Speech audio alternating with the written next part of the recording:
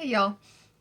It has been 4.5 months, but I am finally ready to wrap up the Gray Man of Pawleys Island. And I'm going to try and keep this brief, but you guys have known me for a very long time. You know, brief is not something I excel at once I start running my mouth. So, we're going to try and keep this brief. Try. The Gray Man of Pawleys Island. If you've been following along, then you know this. If not, he is a ghost that is said to walk along the strip of Pawleys Island, which is a small beach in South Carolina near Myrtle Beach. He is unique in the fact that he only comes about whenever there is a major storm ready to make landfall, and he warns property owners to leave, evacuate the island, and if they heed his warning, their property is safe. He was first spotted in 1822, and since then there have been numerous sightings, including one really famous one that even made Unsolved Mysteries back in the 90s. So, before I get started, I'm just going to say two things. One, and they kind of go hand in hand. We're going to talk mostly about the sightings that happened pre-Hurricane Florence. Really, honestly, pre-2000, because after that, things kind of changed with how we have captured the Gray Man's essence, so to speak. So even though I will mention sightings that have happened since 2000, just know that I am predominantly going to be focused on everything that happened prior to that because it fits the lore, where more modern stuff, not so much. Additionally, at the end, because of this, I do have a small issue that I go on about. Again, I will try and keep it brief. I've had to record it a few times because I think the longest it clocked in at was 46 minutes for a rant. The shortest was about 30, so let's see if we can get it under that. All right, Gray Man sightings. First and foremost, he debuted in 1822, and on September 27th of that year, the Carolina hurricane made landfall on Pawleys Island. Well, I don't know if it made landfall on Pawleys Island, but it went over Pawleys Island. The first person to see him was a young woman who saw a shadowy gray figure who told her that she needed to evacuate, and she did, with her family, and property was safe. August 28th, 1893, the Sea Islands hurricane came through, and I want to say this is pronounced Lakote. Members of their family encountered the Gray Man. He supposedly didn't say anything, but they could hear his warning, I'm guessing in their heads. Same story, they left the island, their property was safe. The Lakote are one of the original families from the island, so keep that in mind. I'm not saying it's going to come into play in here, but it's one of those things of it makes you think more. All right. July 14th, 1916, the Charleston hurricane made landfall, and while I don't really have a name, like a family name associated with the sighting or anything other than the year, I did do some basic reasoning, and I'm going to make the assumption that this sighting was in relation to the Charleston hurricane simply because of location. Charleston is not that far from Pawleys Island, and it was a very devastating storm. Let's see. The next one, next recorded sighting was October 14th, 1954, and Hurricane Hazel actually hit right at the North and South Carolina border. If you've ever heard of like Calabash seafood, it comes from Calabash, North Carolina, which is right there at the border. Sunset Beach is also right there. Let's see. Hurricane Hazel hits. Bill Collins and his new bride were spending their honeymoon at the Pelican Inn, yet another place you're going to want to remember. Let's see, on Pawleys Island, and the Gray Man knocked on their door telling them the Red Cross had ordered an evacuation before disappearing. They heeded his warning and left. I don't know if they actually owned property on Pawleys Island or if they were just having to stay there, but it is what it is. This next year is kind of like 1916. I don't have a name or any storm associated actually with this. I just had a year. I almost didn't include it, but I went ahead and did. But this one is interesting in the fact that that year in particular, there is no storm associated with hitting South Carolina. So I don't know. I don't know if it's a real sighting, if maybe it got mixed up year-wise with the one before. Not 100% certain. I usually don't leave things in like this, but I did. Whatever. All right. September 19th, 1989. This is the most famous sighting and the one that actually appeared on Unsolved Mysteries. Clara and Jim Moore were walking along the beach when a gray figure appeared before them and vanished. So in this case, he actually did not speak. All right. Believing it to be the Gray Man, the couple fled the island, and Hurricane Hugo made landfall on September 21st, 1989, 2 days later. So, and Hurricane Hugo was a big one. Now, this ends the the before time of sightings, and we go into our more modern sightings. The first one being for Hurricane Florence, September 14th, 2018. Hurricane Florence officially made landfall just south of Wrightsville Beach, North Carolina, right around where I live. And during a live stream of a pier, the Gray Man was reportedly caught on camera. All right, and then last but not least, this was last year for Hurricane Ian, September 30th, 2022. Hurricane Ian made landfall just south of Georgetown, South Carolina, and Pawleys Island is actually in Georgetown County, which tells you in relation to where that's at. There was a reported sighting in an article on the University of South Carolina's website. In this article, there was a picture that was included with a name of either the photographer or the artist. I am not 100% certain if this is actually supposed to be a piece of like footage that was captured of the Gray Man, or if it's simply an artist who was like, hey, this is what I think it would look like if somebody saw the Gray Man. And because there was a sighting and then there was an image, I'm keeping it as two separate things. But that's honestly the last you're going to hear of that in this anyways. So let's go over the history of Pawleys Island. Pawleys Island was granted to Percival Pawley in 1711 with a land grant that actually covers the strip of land between the Waccamaw River and the Atlantic Ocean. Percival was the first European settler to develop the land into plantations. Prior to that, you did have settlers, and prior to that, you had the Waccamaw, and I believe it's pronounced the Wenya or Wenye people. I'm very bad with names, so I apologize if I butchered that. They lived there prior to the European settlers. Percival named the island itself for his three sons, George, Anthony, and Percival Jr. By the early 1800s, Pawleys Island had become a popular vacation spot for wealthy plantation owners in the area to come and spend their summers and get a break from the mainland heat. If you've ever lived on the mainland next to a beach, you know there is a drastic difference once you cross over from the mainland onto the island, and the breezes are just perfect in the middle of summer. But most of the property on the island has been held by the same family for upwards of 5 generations or more, depending on just how long the family's been around there. It's kind of passed hands through marriages and things like that as well.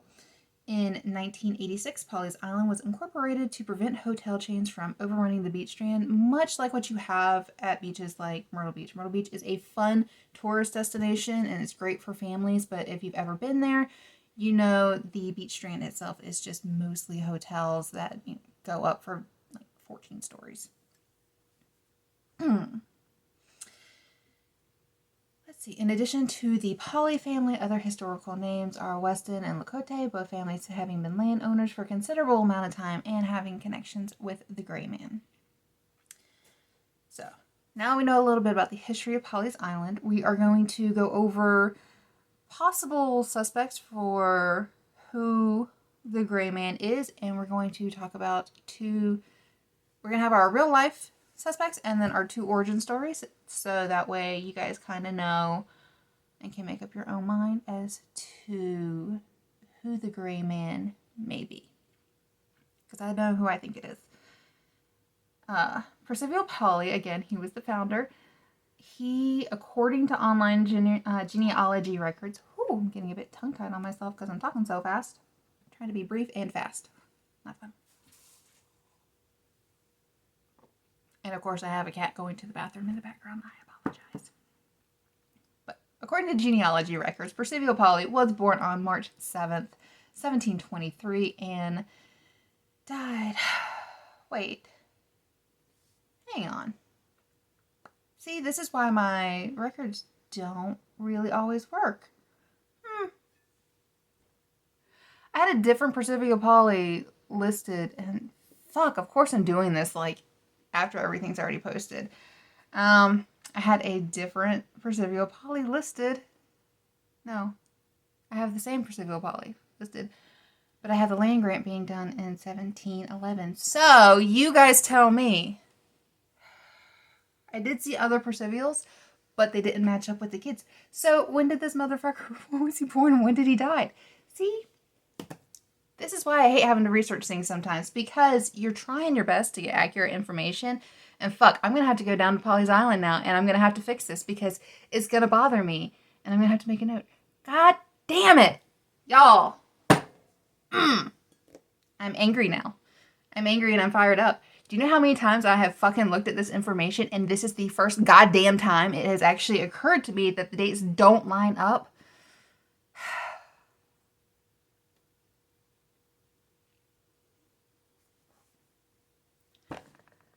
Percival lived and died on Pawleys Island. He had 3 sons that he named the fucking island after.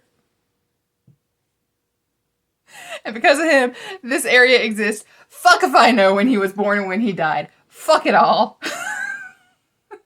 Alright. Goddamn. Alright. I'm gonna have to fix this. So upset, y'all. So upset. Alright. Now I gotta refocus, because here I am thinking all my shit lines up because I've looked at this stuff for so fucking long, and lo and goddamn behold, it does not. Fuck it all. Right? Alright, we're gonna fix this. We're not gonna fix this right this second. I want to. I'm trying to be brief. Alright. Next possible suspect. Moving forward. Edward Teach, aka Blackbeard. We have all heard of him. He is a very famous pirate, and y'all know I love my pirate stories. But Mr. Teach, he was known for being in the area, mostly in Charleston, all the way up to Beaufort, and he died in Ocracoke, North Carolina, where he lived briefly in that state. My state.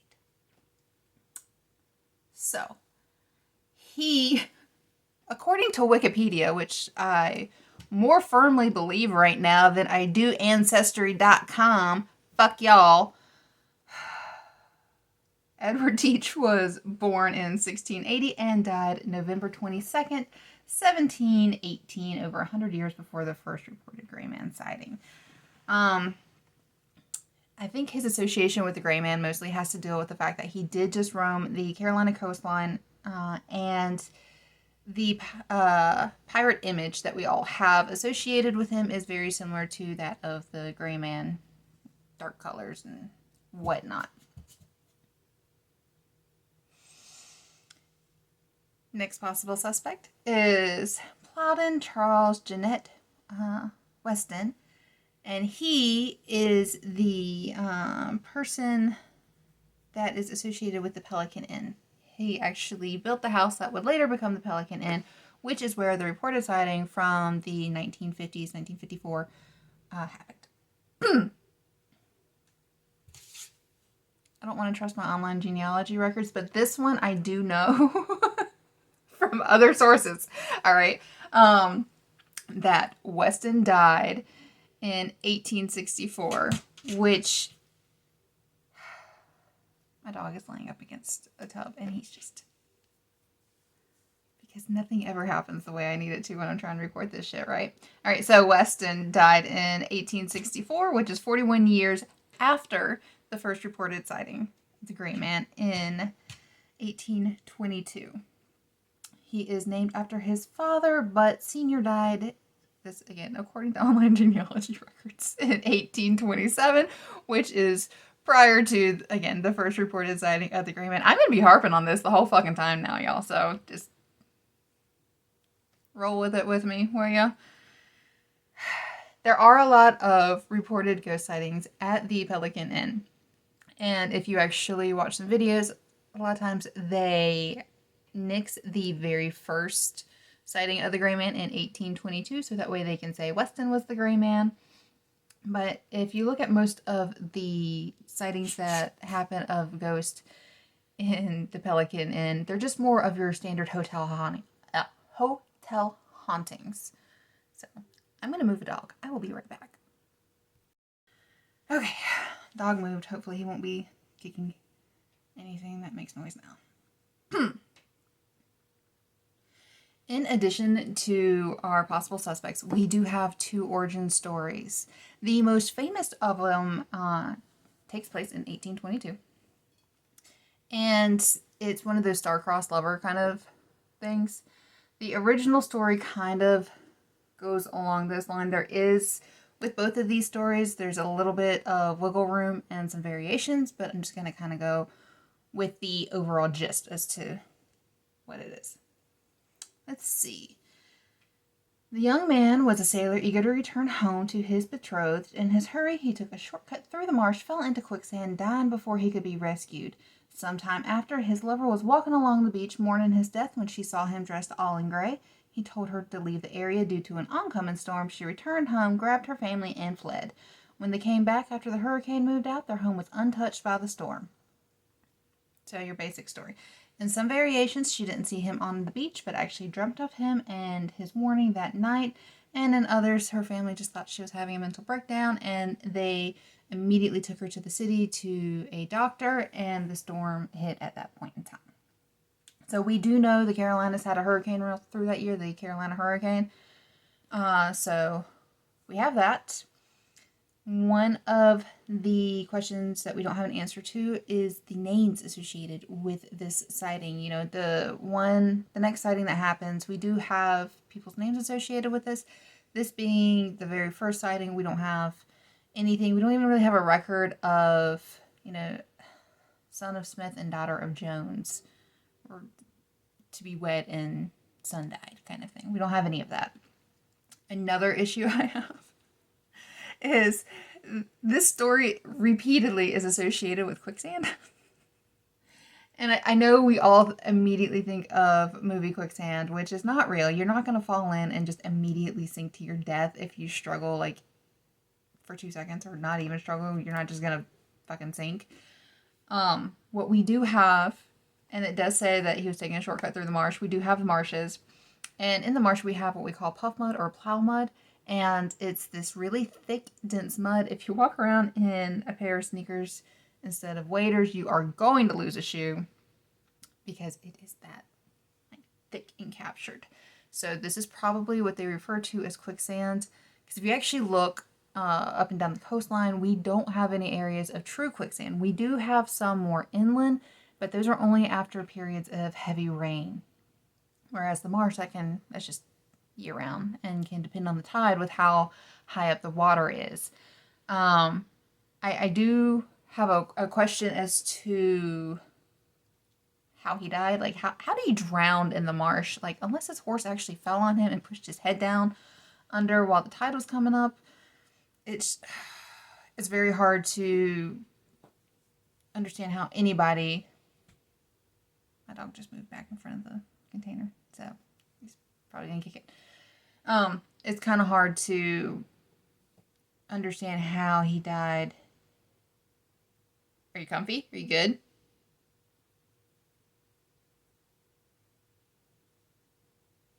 Thank you, buddy. Good boy. It's kind of hard to understand how he might just up and die in a marsh. And finally, we do have the origin story. It's a little bit more creepy. The 2 lovers were cousins. Welcome to the Carolinas, y'all. He got sent off to France because family did not approve, and she heard that he died in a duel. She married somebody else, only to find out years later he was alive when he knocked on the door. Devastated that she was married, he went to the mainland and passed away from a fever. I'm not really quite sure how a broken heart and a fever coincide, but she would later see his ghost on the dunes while on the island. In this case, there is no indication of her property. She did flee the island with her husband, but there's nothing more of that. In my research, I did find that there were multiple accounts of the Gray Man written. This was kind of fun because the first one I saw was the first written account references a previous written account, and I was confused. But I think I found the earliest written account being The Gray Man Walks by Henry Bellarmine, and this was published in 1936. I did try to find a copy of this book online. I could get it through my local libraries, but I didn't want to strain that system because I just needed 5 minutes alone with a book, and I wasn't about to do that to my poor librarians. Let's see. It's like the nearest copy was like 4 hours away. But he supposedly included a briefness of our Gray Man, supposedly. I'm not 100% certain again because I haven't actually read it. I'm basing this off of other information with the story, but it doesn't really tie in. So that was the first recorded on paper reference to him. In 1946, there was Waccamaw Plantations that was put out by Julian Bollock, and he, let's see, what is his reference here? I actually have it for y'all. It's part of his Tucker House description. It is in the vicinity of this old building that the Gray Man, the ghost of Pawleys Island, most frequently appears to warn islanders of approaching storms. The late Henry Bellarmine wrote an interesting book on the sinister phantom of the island. Most local tales are told of him. I can't read. Many local tales are told of him. They are all most interesting, and it's a pity another author does not make the most of the Gray Man. This charming old house has been in the Lacote family for many years. So, these were the ones that the family that saw the Gray Man in 18. The second sighting. Whatever that was. It was in the 1800s. He did continue to write about the Gray Man both in The Georgetown Ghost in 1956 and Return of the Gray Man in 1961, so it seems he took his own advice and made the most of the Gray Man story. I do have a copy of Waccamaw Plantations in my source links on my written post. I don't have copies of Georgetown Ghost or Return of the Gray Man, but that might be worth looking into if you are interested. So, moving forward, still trying to keep this brief. Real estate and plantation records are kind of what I looked into next to see if I could figure out who owned what in the area in association with their recorded sightings, and kind of where the plantations were, if they were on the island at all, or if it was just all, whatchamacallit, beach houses. I did kind of go down a rabbit hole on this, and one other thing, I also wanted to do more genealogy search. I'm kind of glad I didn't now, based off of what I figured, 10 minutes ago now. I wanted to see if there was any relation to the people who didn't have family names and having sightings, the Collinses, the Moores, but the genealogy records were a bitch to navigate, and again, now I'm kind of happy because y'all heard the rant. Let's see. I was able to do some searching. Unfortunately, the real estate records that are part of the Georgetown County Register of Deeds only go back as far as 1977. They do have some backdated stuff, but I was not really able to access that on my computer without a lot of work. I think I was going to have to like install a few programs and shit, and just wasn't up for that. But who knows? If I go down to Pawleys Island to try and figure out exactly when Mr. Pawley was alive and died, then maybe I will take a look at their hard copies, should they still have them, which usually they do, just locked in a terrible place. But back to what I was able to find. There is a recorded mortgage deed, satisfaction of a recorded mortgage deed in September of 1987, which was 2 years before the sighting in 1989, and that deed is for Clara D. and James T. Moore. So they did exist. They owned property on Pawleys Island in the Bird's Nest community. So they owned it up until 1996, so we can kind of make the assumption that their property was at least safe enough that they had to do any repair work or anything like that. They were still able to own the property and live in it. The best thing about this is just tangible information. I know there's nothing necessarily fancy about looking up real estate deeds and things like that, but it lets us know these people existed at the time and place that they were supposed to. So that's always good. And now for like the last little bit of just information regarding the history of Pawleys Island, there have been, since we started recording tropical systems along the South Carolina coast in 1686, there have been 75 recorded tropical systems that have brushed against her in some way. This doesn't mean that every single storm has gone across Pawleys Island or that area, but it also means that the list is better than another list I found where it was only storms that had made landfall. If you know anything about hurricanes, they are very large. The eye is large as well. Landfall is when the eye crosses over land. So you can be hit by a storm but not have it make landfall by you because the eye is, north or south or whatever of where you are. This list actually has every storm, to my knowledge, that just affected the South Carolina coast, not necessarily if it had like a direct hit or landfall there. So, but 75 storms, so we know that's a lot, especially for how few sightings we've had. There have been a lot of devastating storms that there were no sightings. In fact, from, let me get my years right fast. From the time Pawleys Island was founded until the first reported sighting, we had 8 storms that hit prior to that. But let's go over what I actually think. So, after doing all this research, and again, chewing on this for 4 months, and again, now I'm very annoyed that I have to go back and fix something. If there is a ghost of Gray Man, or Ghost of Pawleys Island, the Gray Man, I'm going to go with it being Percival Pawley, simply because he is the most likely candidate based off of when we had our first reported sightings. Reasons why he would care. I mean, take Teach, for example. It's great to think Blackbeard actually gives a shit about your property, but he don't. Weston just wasn't born for that first, or he wasn't dead for that first sighting.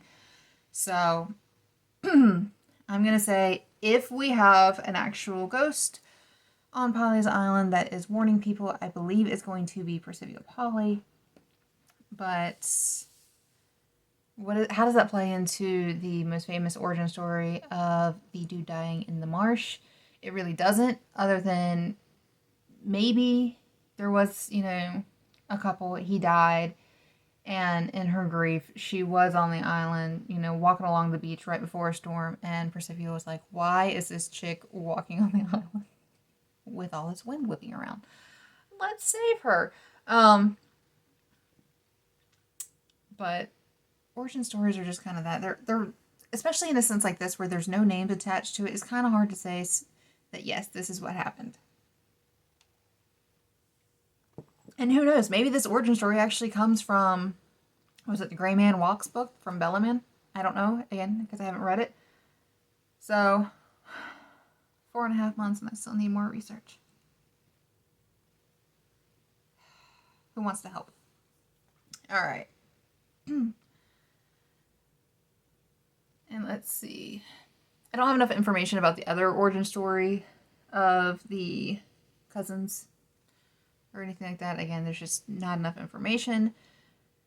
So, do I think that there is a ghost on Pawleys Island warning people? I would love to say yes. I really would. I love things like this. It's literally what I do. But I don't know. I don't really have enough information to say definitively that yes, the Gray Man exists, or no, he does not. So, yeah. That's all I got, unfortunately. I would love to believe it, or I do believe it. I would love to know that that he exists or he doesn't exist. I would love to know definitively one way or the other. We're never going to know definitively, though. And let's be perfectly honest, unless the Gray Man just walked right up to me and said, leave. I'm probably not going to believe. Well, I'm not going to say I'm not going to believe. I'm not going... Let me rephrase this. Unless he walked up to me and I captured footage of him myself, I'm probably not going to believe what I see as far as video footage. Because it's just really hard to believe that. Now, his story has changed and shifted over time. I don't think I actually mentioned this in my wrap-up. There is a Gray Man of Cape Hatteras that he is often confused with. And so, I don't know if maybe there's just a blurred line of the stories there. I haven't really done much research into the Gray Man of Cape Hatteras. I actually didn't even know he existed until right around the time I started my research for this one. So we'll have to see. I got a lot more stories that I need to do more follow-up on Pawleys Island Gray Man. I would love to research the Pelican Inn ghost and also, too, the Gray Man of Cape Hatteras. I'm never going to get out of North and South Carolina at this rate. There's just too many hauntings. So, I'm going to pause for one quick second, and then I'm going to come back, and we are going to discuss that video footage that I found. Okay. So, I also had to pause because I had to go ahead and update my stuff with the dates. Just quick side note, I did like 10 quick seconds of research just to see if I could actually find the actual dates associated with Percival and when he was born and when he died, and of course, fucking no. So, more research is needed if you would like to be my new research buddy and help me out here. Lily would be forever grateful. But, let's move on. Alright, so I told you guys I had issues with a piece of footage that is recorded. And I kind of just want to say here, I'm not trying to be like Little Miss shit on every piece of evidence or footage or whatever you want to call it that comes out about the paranormal. I am very bad. Like, don't watch Slapped Ham with me or Nuke's Top 5 or King Frost. Like, any of those people who just, all they do is play, like, paranormal clips because I'm gonna make you so mad. Talking about how they did it. That being said, I probably really would not have given this much of a second thought other than to say, oh, okay, you know, interesting piece of evidence or footage, again, whatever you want to call it. But the people who uploaded it, oh, y'all. The best way I can describe this is they Bojacked it. If you've seen BoJack Horseman, you probably have an idea what I'm talking about, where you go back and you make things worse because you open your mouth some more. It's exactly what happened. These guys came in, they shared their footage, and then they felt the need to, oh my God, we're getting famous. Let's open our mouths. And it just didn't work well for them. All right. I'm going to be polite as possible. I'm going to bite my tongue as much as possible, but we're also going to talk about this.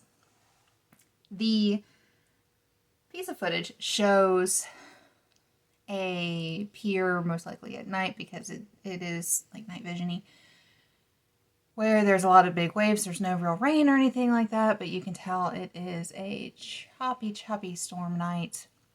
And while you're watching it, there is a figure that doesn't really move fluidly across the screen, honestly. It kind of reminds me of watching some older video games and even some other ghost footage of,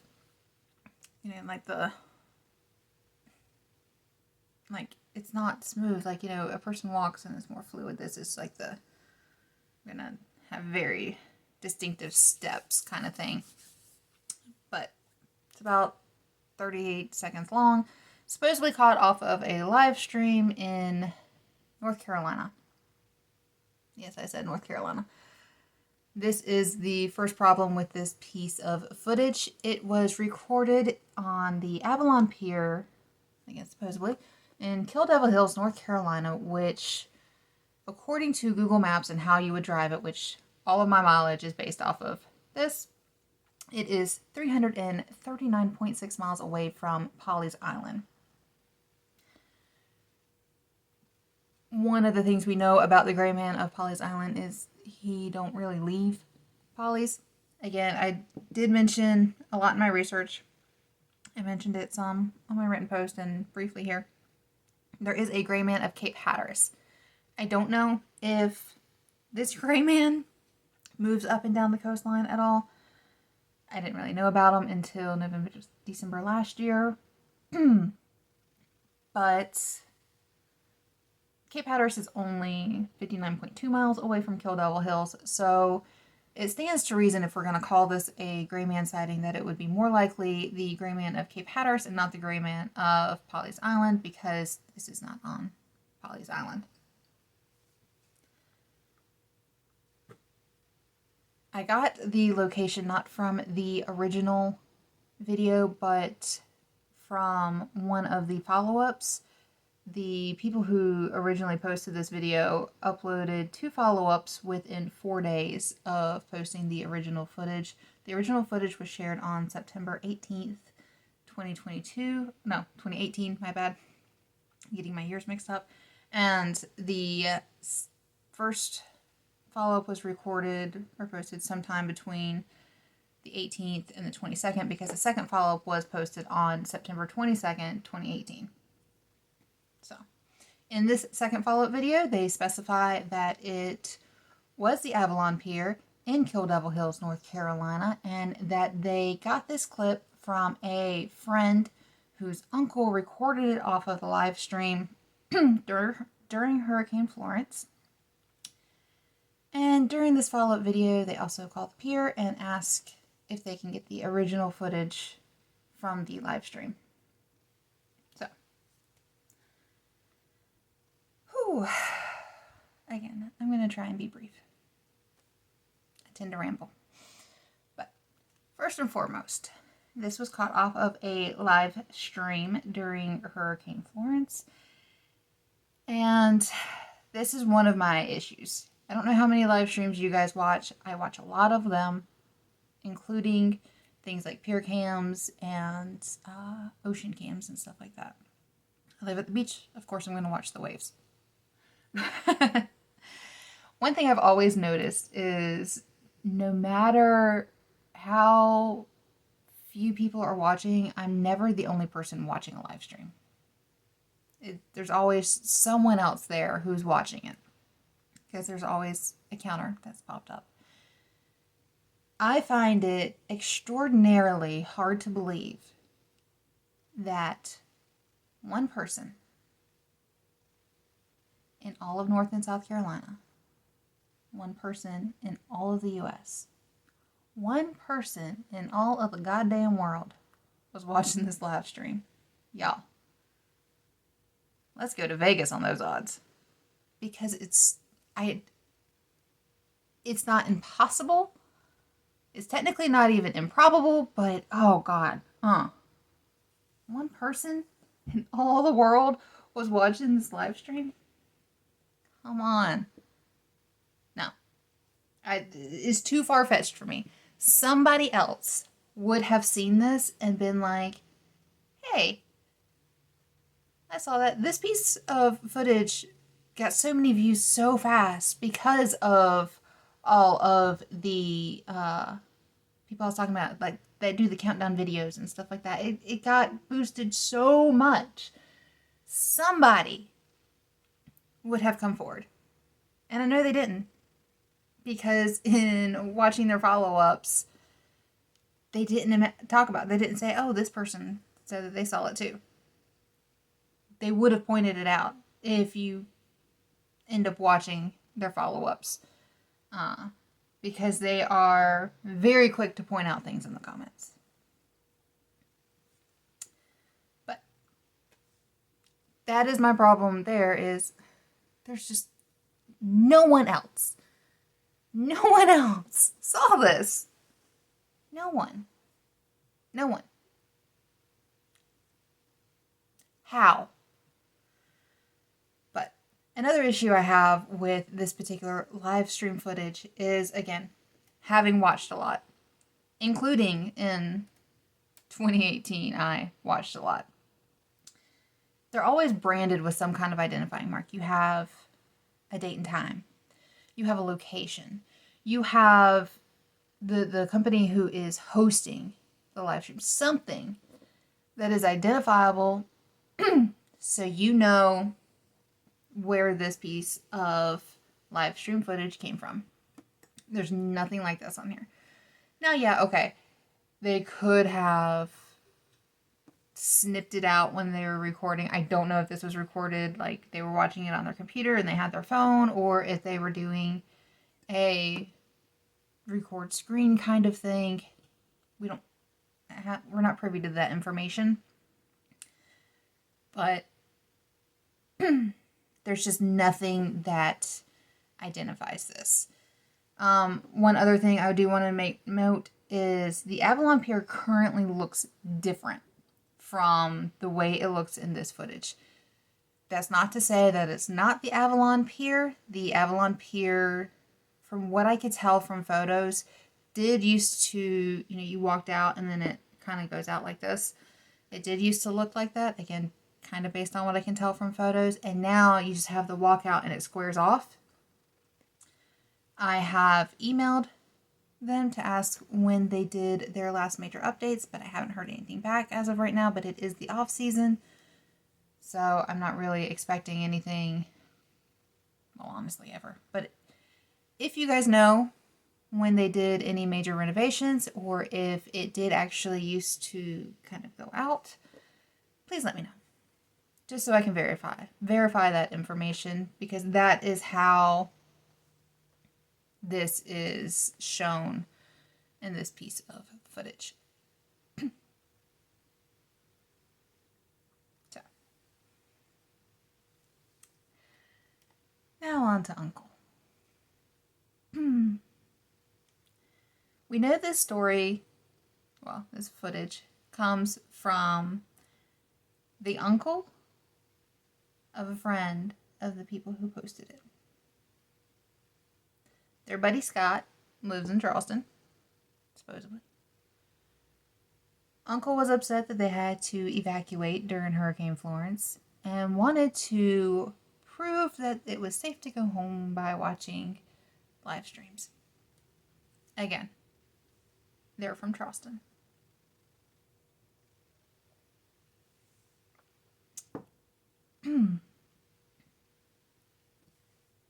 As he's watching these live streams and looking all around, he supposedly sees someone walking across the pier.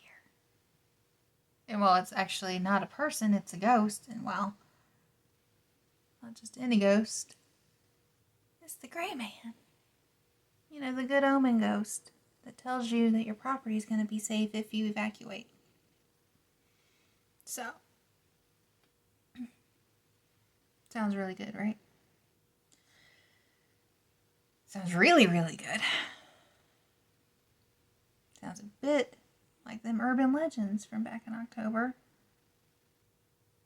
Sounds a bit like a great story. A real great story. You know, the kind you put on the big screen. Y'all, I'm from Wilmington. We love our stories. Hell, we make movies all the time here. Gotta have a good story. See it playing out. Open up onto an overly crowded hotel room. Mama's walking back and forth, all worried about her home. Daddy's watching TV, just flipping through the channels, bored. Scotty's sitting on the bed, hoodie up. Probably got his feet on the bed too. Scrolling through his phone. And Uncle's sitting there with his laptop. Watching all the live streams to prove that they can go home. Suddenly, he sees something. Y'all, he sees a ghost. And not just any ghost. The Gray Man of Pawleys Island. In Kill Devil Hills, of all places. But the Gray Man, he tells you your property is going to be safe, so they can go home. Y'all. The story it makes for is just too good. Too good. Especially because Charleston is 457.1 miles away from Kill Devil Hills. Now, y'all, if I'm watching a live stream to tell people I can go home, that it is safe, why would I be watching something from over 450 miles away? I wouldn't. I would be watching ones from Wilmington, ones from one of the local beaches. Shit, I would watch one from Myrtle Beach because it's closer. He should have known this. You're going to use the excuse that it's safe to go home when the live stream you're watching is so far away from your home. Yeah, that don't sit well with me. Because also, too, the lore for the Gray Man of Pawleys Island, as you can specify here, is very clear. It's before the storm hits. You see him and interact with him, and he tells you in some shape, form, or fashion to leave. You heed his warning, and your property is safe. You have to own on Pawleys Island. You have to be on Pawleys Island, and it has to be before the storm so you can evacuate. Uncle lives in Charleston, not Pawleys. Uncle doesn't own property in Pawleys. Uncle already evacuated before seeing the Gray Man. And, oh, yeah, the sighting wasn't on Pawleys Island. It was in Kill Devil Hills, North Carolina. Y'all. It doesn't make sense. You want to say this is a ghost? Fine. Although, again, it moves like a computer rendering. You want to say it's a ghost? Fine. It's a fucking ghost. Do you know what it's not? The Gray Man of Pawleys Island. At all. But that's that. Now there's every point or chance that this all played out exactly the way we've been told. Was the property safe? That's not in the follow-ups. At all. So we don't know. We don't know what happened after Uncle recorded this and it got sent in. Honestly, we're lucky to even have a location because we definitely don't have a date. Hurricane Florence was 4 days long.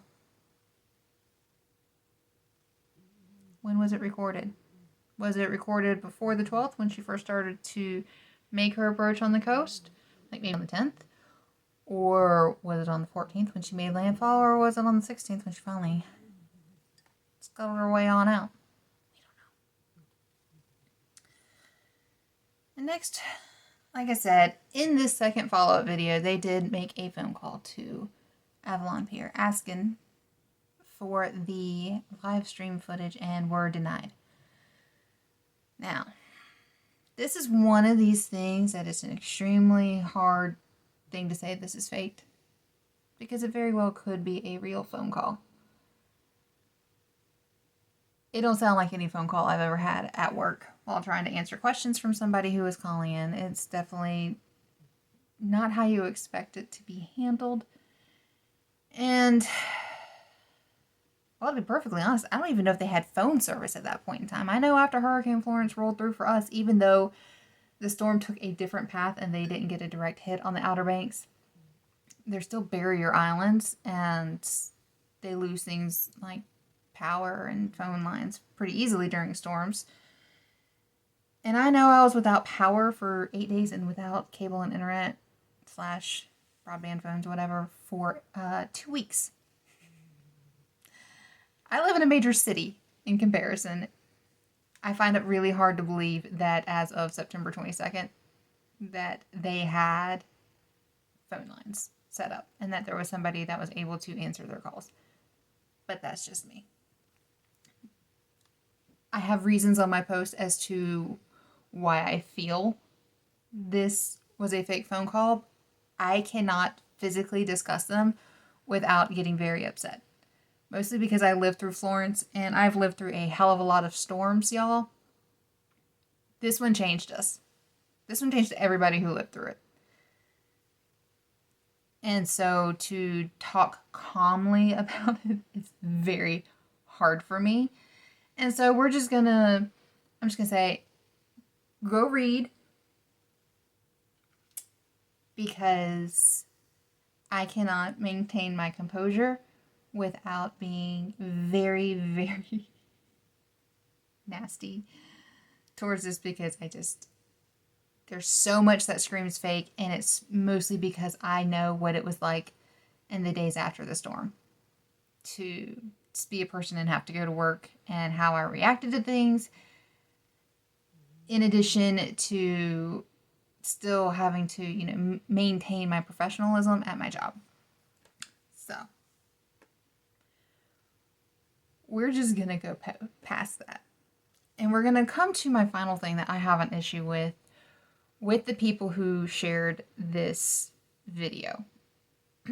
Initially, I was really nice and said, all right, there's every possibility that they do not know they have been sent some kind of faked video, that in their eyes it's all real.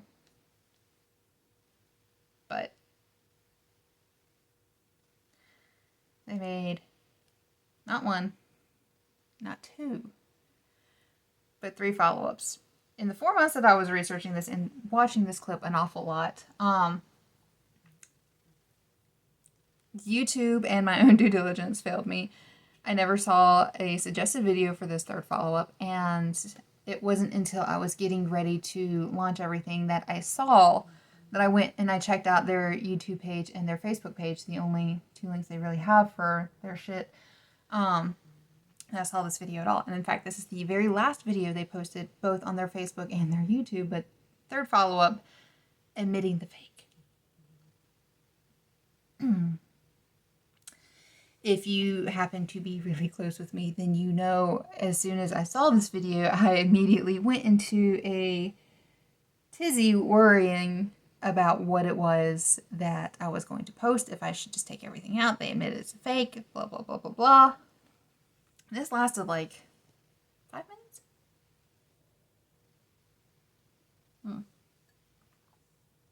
Oh God, that was a really cold sip of coffee. Thank God it was my last one. Oh, the face is real. I don't like cold coffee. I like iced coffee, but not cold coffee. Whew. Anywho. What was I saying? Alright, yes, I was having my little mini freak out. Oh, chills. About whether or not I should take all of this out. And then I said to myself, watch the video and make sure that it is what they're saying it is, because sometimes it's not. So I watch it. very quickly it became obvious that these guys were not admitting to faking the gray man video, but instead were doing something I absolutely hate when it happens on the internet. And you guys who follow me on my personal Twitter, y'all know this. I hate trolls. And I hate bullies. These guys were literally made a video where they were trolling and bullying people.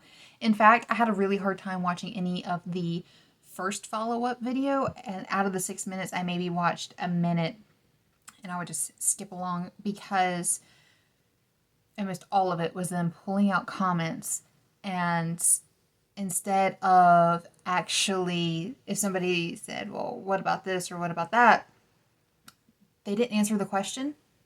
It was, let's make fun of you for how you asked this, or in one case, a person said that they had been faking videos in the 80s. And so how could they prove this wasn't faked? And they were like, well, this didn't exist in the 80s. It only existed a few days ago. That's not really answering the question. That's just being an ass. In other cases, it was, let's look at the channel of the person who posted this and see how many subscribers they have. The fuck does that have to do with anything? I'm allowed to ask questions without you trying to pull in how many people watch my stuff. Who cares? Let people ask questions. We're allowed to have different opinions from you. But their first follow-up video was a lot like this. Their second follow-up video had more of this, and their third follow-up video was nothing but trolling and bullying. And I would not have said anything about the video if they didn't feel the need to make asshole videos in response to them sharing something that's obviously fake, and they know it, because if they didn't know it, they wouldn't feel the need to comment. You're never going to be able to prove that you have a real video, but you don't have to be a dick about it. That's it.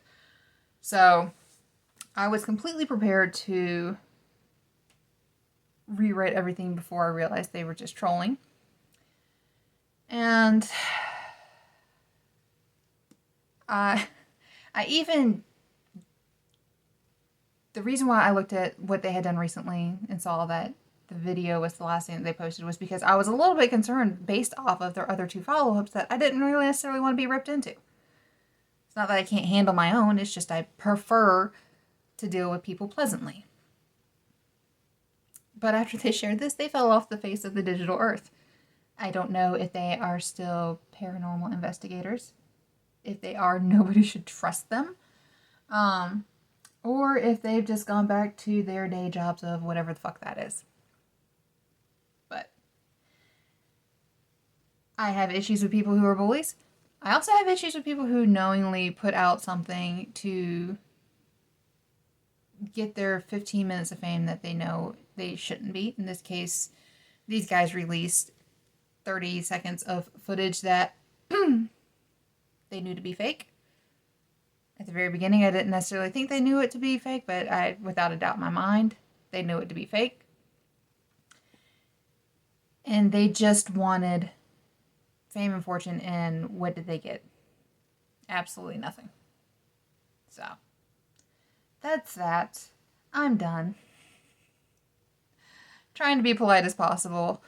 I'm right about an hour on this video, so I'm gonna wrap up, be finished, and next time I talk about the gray man, hopefully I have my fucking facts figured out for when Percival was alive, when he died, and all that good shit.